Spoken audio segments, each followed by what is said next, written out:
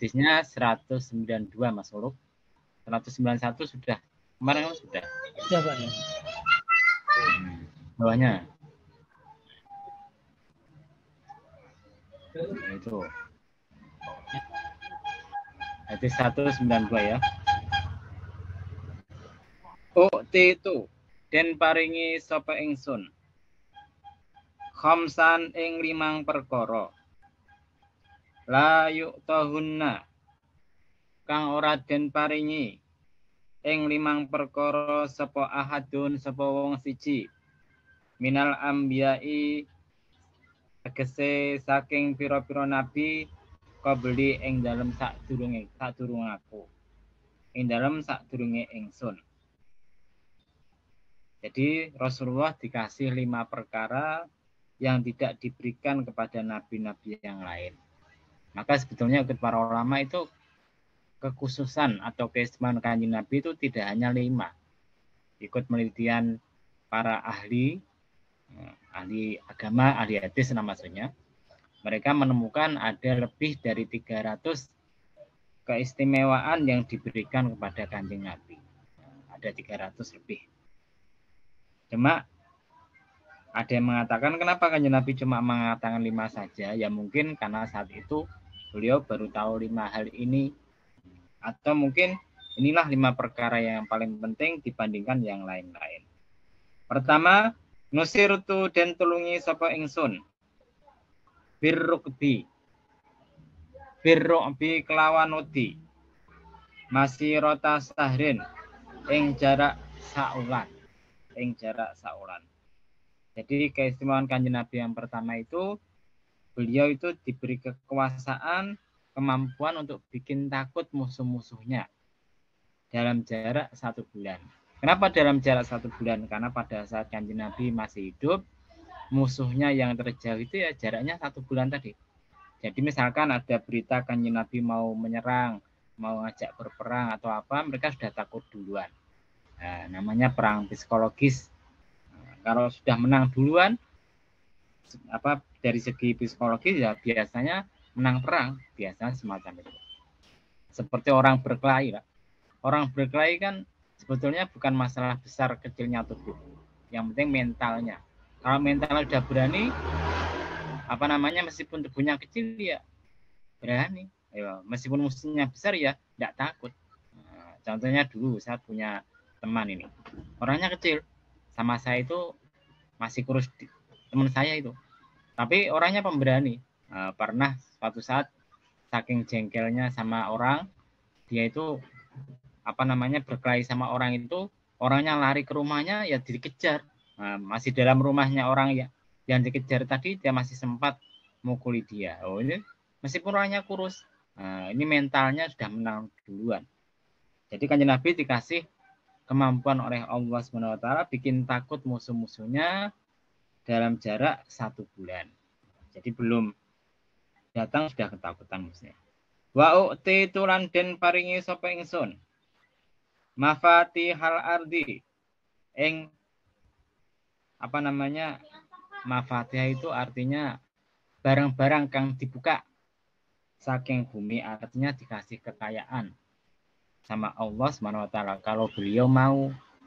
Nah, kan kalau kita lihat sejarah, kita baca buku tarikh, diterangkan bahwasanya ketika Kanjeng Nabi dalam proses bikin Masjid Nabawi, nah beliau kan ikut membantu. Maka ketika para sahabat terhalang oleh suatu batu yang besar, mereka lapor sama Kanjeng Nabi. Mereka tidak kuat mecah batuku itu, tidak kuat mindah batu itu, tidak kuat. Akhirnya mereka lapor sama Kanjeng Nabi. Ini kalau sudah salah ya, soalnya saya baca buku tarikh Kanjeng Nabi itu sudah lama sekali. Nah, jadi ketika mereka lapor sama Kanjeng Nabi, kemudian Kanjeng Nabi minta diambilkan semacam palu atau godam. Beliau kemudian sambil nyebut nama Allah, dipukullah batu itu. Ketika batu itu dipukul, muncullah cahaya. Kemudian Kanjeng Nabi mengatakan, oh ini saya dikasih tahu ini nanti tempat-tempat yang akan dikuasai oleh orang Islam. Nah, itu salah satu mukjizat Kanjeng Nabi. Padahal belum terjadi itu. Nah, yang lebih luar biasa lagi, ada hadis yang menceritakan bahwasanya Kanjeng Nabi menyebutkan nanti masjidku yang putih ini akan ya pokoknya tidak akan mampu dimasuki oleh Dajjal. Padahal saat itu masjidnya Nabi Muhammad itu belum berupa bangunan tembok putih, belum, masih berupa bangunan biasa dari dari batang-batang kurma sama atasnya pelepah kurma. Tapi Kanjeng Nabi ketika menceritakan Dajjal, beliau mengatakan nanti Dajjal tidak akan bisa masuk ke dalam masjidku yang putih ini. Itu padahal baru terjadi setelah Kanjeng Nabi meninggal ketika mulai dibangun oleh Utsman bin Affan, Abu Bakar, Umar, Utsman bin Affan, maka barulah menjadi tembok, kemudian sekarang sudah menjadi putih. Maka itu salah satu mukjizat Kanjeng Nabi yang luar biasa. Wajuilat lan den dadekake li marang ingsun al ardu apa bumi masjidan ing masjid, artinya nggon salat, wa tahuron lan alat bersuci. Jadi salah satu keistimewaan Kanjeng Nabi Muhammad tuh umatnya boleh sholat di mana saja. Boleh sholat di mana saja. Cuma ada beberapa tempat yang ada yang mengatakan makruh, ada yang mengatakan haram untuk dilakukan sholat. Apa yaitu? Pertama di kamar mandi. Kan tidak umum. Orang mau sholat di kamar mandi atau di WC umum ya siapa yang mau sholat di sana? Ya, tapi kalau masih ada orang nekat sholat di kamar mandi, yaitu hukumnya ada yang mengatakan makruh, ada yang mengatakan haram. Atau sholat di mana? Sholat di kuburan. Nah, sholat di kuburan tuh hukumnya makruh atau bahkan ada yang mengatakan haram. Kemudian sholat di tempat sampah. Maksudnya kalau dulu ada namanya mazbalah. Mazbalah itu apa? Biasanya ada suatu tempat di mana orang-orang kampung itu buang sampahnya di sana. Itu namanya mazbalah. Ya, sholat di situ gimana hukumnya? Ya ada yang mengatakan makruh, ada yang mengatakan haram karena khawatir terkena najis. Kemudian salah satu keistimewaan lagi, kita dikasih keistimewaan boleh bersuci menggunakan tanah, yaitu tayamum. Umat-umat sebelum kita kan tidak dikasih kemurahan semacam itu, kemudahan semacam itu.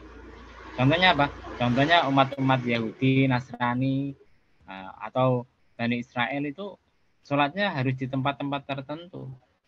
Kalau bahasanya di Somiah, gereja atau gereja, kuil atau gereja mereka. Bahkan kalau tidak salah itu Bani Israel itu punya satu batu di mana itu kalau orang Bani Israel mau sholat harus datang ke tempat itu menghadap ke batu itu tadi. Kalau tidak salah itu namanya apa ya? Batu ratapan atau apa saya lupa itu. Nah, itu dibawa oleh Bani Israel kemana-mana. Jadi kalau mereka pergi ke daerah tertentu, ya batunya di bawah. Sholatnya pun harus di tempat itu dan menghadap ke batu itu. Kemudian wajuilat lan den dateake sapa ummati, sapa umatku khairul umami, ing sak bagus-bagusnya umat. Jadi kalau kita perhatikan umat yang paling sayang kepada Nabi itu adalah umatnya Nabi Muhammad. Umat yang lain ya sayang tapi tidak sebegitu besar seperti umatnya Kanjeng Nabi. Bahkan kalau Anda membaca Sahih Bukhari diterangkan bahwasanya kalau Kanjeng Nabi itu potong rambut, maka potongan rambutnya itu tidak pernah jatuh ke tanah. Loh kok bisa? Nah, kalau beliau potong rambut itu biasanya yang sebelah itu dikasih pada sahabat tertentu. Nah, yang lainnya, potongan lainnya itu jadi rebutan oleh para sahabat. Bahkan sampai Khalid bin Al-Walid itu punya kopiah. Nah, di mana kopiahnya itu diisi rambutnya Kanjeng Nabi. Nah, beliau itu pernah suatu saat berperang, memimpin perang dan kopiahnya itu jatuh. Beliau kemudian mencari-cari setengah mati kopiah tadi sampai pasukannya itu heran. Nah, itu Panglima Khalid kok bingung sekali ya mencari kopiahnya. Kemudian beliau mengatakan, bukan kopiahnya yang saya cari. Tapi ya, dalam kopiah itu ada rambut Rasulullah yang beliau sangat cintai tadi. Dan itu pun dibikin tabarruk, dibikin alat untuk membuat kemenangan. Karena kata beliau, kalau saya pakai ini mesti perangku menang. Nah, itu namanya tawasul namanya. tawasul. Yang membedakan kita dengan kelompok Salafi Wahabi, kita kan tawasul dengan zat itu bisa. Dengan zatnya Kanjeng Nabi, dengan benda-benda peninggalan Kanjeng Nabi itu bisa. Sedangkan ikut orang Salafi Wahabi tidak bisa. Kalau kita mau tawasul ya dengan orang yang hidup. Orang sudah mati tidak bisa. Itu bedanya kita dengan orang Salafi dan Wahabi. Kalau kita lihat nas-nas hadis itu mendukung pendapat kita. Contohnya apa? Dalam Sahih Bukhari, Kanjeng Nabi itu punya namanya jubah. Nah, jubah itu biasanya digunakan oleh para sahabat yang punya penyakit kepala, pusing. Jadi kalau mereka sakit kepala atau pusing atau sakit meriang, mereka datang kepada istri Kanjeng Nabi yang punya jubah itu, kemudian ditutupkan di atas kepalanya. Nah, maka kemudian biasanya langsung sembuh. Nah, itu kalau kita punya itu tidak perlu dokter itu. Nah, itu dibagi tawasul untuk bikin mereka sehat itu tadi. Jadi kita kembali lagi, umat Kanjeng Nabi itu adalah umat yang paling istimewa karena begitu mencintai Kanjeng Nabi. Bahkan bukan hanya rambut Kanjeng Nabi, bahkan ketika beliau meludah, ludahnya itu tidak pernah jatuh ke tanah. Kalau kok bisa? Mesti ada salah satu sahabat yang tangannya itu nampani ludahnya Kanjeng Nabi. Kemudian diapakan? Biasanya kemudian digosok-gosokkan di tubuhnya untuk mencari barokahnya Kanjeng Nabi. Bahkan Ummu Sulaim kalau tidak salah, Ummu Sulaim saya agak lupa ini, kalau tidak salah ibunya Anas bin Malik. Anas bin Malik kan pembantunya Kanjeng Nabi. Ya, kadang-kadang Kanjeng Nabi itu berkunjung ke rumahnya Anas bin Malik. Nah, suatu saat beliau ketika berkunjung tidur keringetan. Nah, ketika keringetan itu kemudian Ummu Sulaim itu ambil semacam sapu tangan, kemudian keringnya Kanjeng Nabi itu diusap dengan sapu tangan tadi. Nah, ketika sapu tangan sudah basah, diperes. Nah, sapu tangannya diperes, kemudian dimasukkan botol. Nah, kemudian ditanya sama Kanjeng Nabi, loh, kenapa kamu masukkan botol? Oh, ini tak pakai minyak wangi Kanjeng Nabi. Nah, karena keringnya Kanjeng Nabi itu lebih wangi daripada minyak misik. Nah, karena itu dikatakan Kanjeng Nabi itu basarun la kal basar, manusia tapi tidak seperti manusia. Oh, bukan hanya air keringan Kanjeng Nabi, bahkan pernah suatu saat Kanjeng Nabi itu ketika tidur kemudian bangun kebelet pipis, saking tidak tahannya beliau ambil wadah, pipis di wadah tadi. Kemudian beliau tidur lagi. Ketika bangun tidur, wadah pipis dicari, loh, kok tidak ada ya? Kemana? Maka kemudian Kanjeng Nabi tanya yang punya rumah, wadah pipisnya di mana? Oh, itu Kanjeng Nabi. Tak minum ya tadi malam.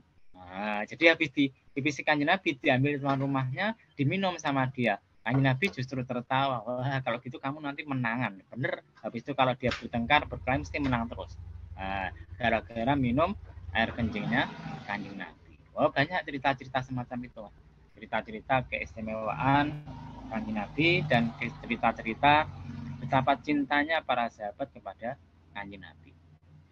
Kan pernah suatu saat Kanjeng Nabi itu sedang ngomong-ngomong sama sahabatnya, kemudian tanya, kalau ada yang saya punya salah sama salah satu dari kalian, saya mau minta maaf sekarang. Ada salah satu sahabat yang ngomong, Kanjeng Nabi, Nabi punya salah sama saya. Ya, kalau gitu saya minta maaf. Tidak bisa, tidak boleh tak maafkan. Kanjeng sampai sahabat-sahabat itu heran, wah maksud orang ini apa ya? Kok tidak mau maafkan Kanjeng Nabi? Kemudian Kanjeng Nabi tanya, apa salah saya? Jadi beliau berkata, sahabat itu berkata, bahwasanya saat Kanjeng Nabi berkuda atau naik keledai, itu tidak sengaja beliau itu nyenggol keledainya atau kudanya itu nyenggol orang tadi, terkena perutnya. Akhirnya kemudian orang itu bilang, saya minta kisos Kanjeng Nabi. Kisahnya gimana? Tolong buka perut jenengan. Akhirnya Kanjeng Nabi membuka perutnya tadi. Bajunya dibuka, perutnya diperlihatkan. Dikira para sahabat itu orang itu mau mukul perutnya Kanjeng Nabi, mau balas dendam. Ternyata enggak.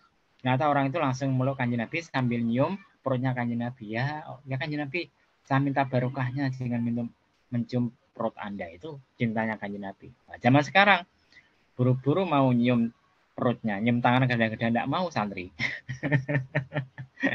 Ya toh, gitu loh. Jadi cintanya para sahabat kepada Kanjeng Nabi itu luar biasa. Nah, kita kalau tidak pernah baca ceritanya, ya nanti kapan bisa cinta pada Kanjeng Nabi? Kita itu cintanya pada Kanjeng Nabi itu tidak ada apa-apanya dibandingkan dengan para sahabat.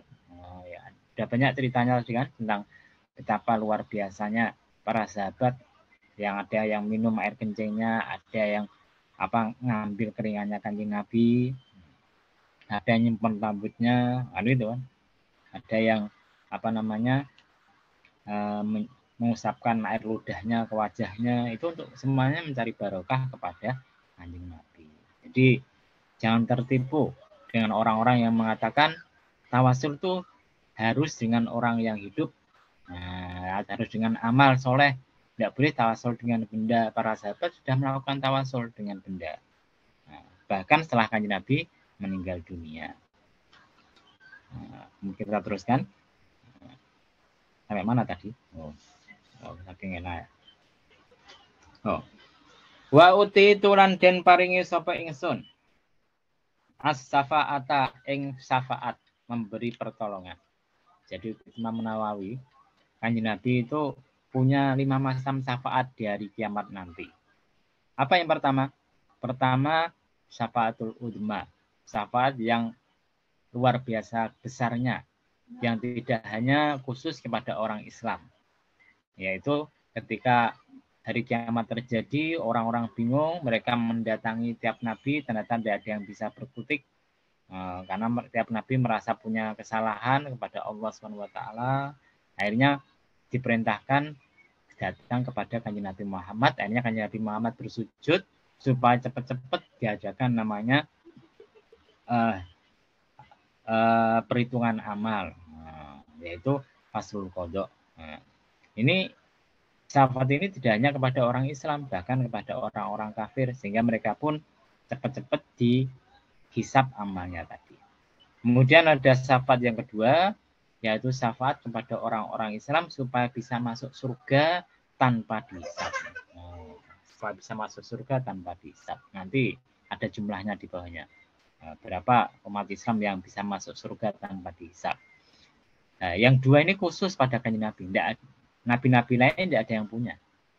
Kemudian yang ketiga, yaitu syafaat kepada orang yang sebetulnya berhak masuk neraka, tapi gara-gara diberi pertolongan Kanjeng Nabi tidak jadi masuk neraka.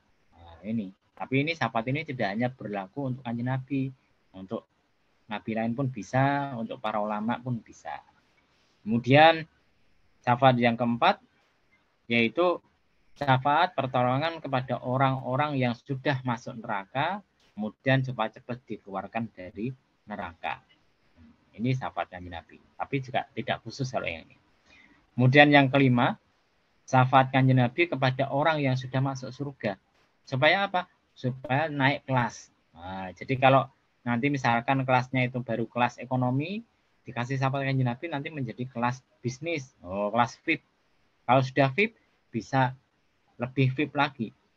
Jadi surga yang VIP itu surganya siapa? Surga tempat para nabi, para siddiqin, para syuhada, itu surga yang VIP.